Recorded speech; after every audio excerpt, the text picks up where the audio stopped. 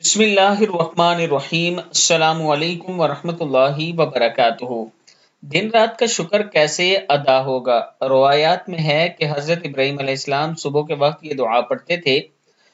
اگر آپ بھی اپنے رب کا شکر ادا کرنا چاہتے ہیں تو صبح کے وقت یہ دعا پڑھ لیا کریں۔ اللہم ھذا خلق جدید فافتح علی بطاعتک واختمہ لی بمغفرتک ورضوانک وارزقنی فیہ حسنۃ تقبلھا منی وزکھا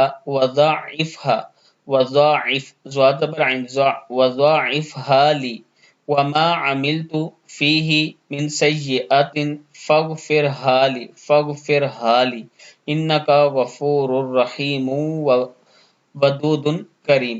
اگر آپ اپنے رب کا شکر ادا کرنا چاہتے ہیں، صبح پڑھیں گے تو دن کا شکر ادا ہو جائے گا، اور شام کو پڑھ لیں گے تو رات کا شکر ادا ہو جائے گا۔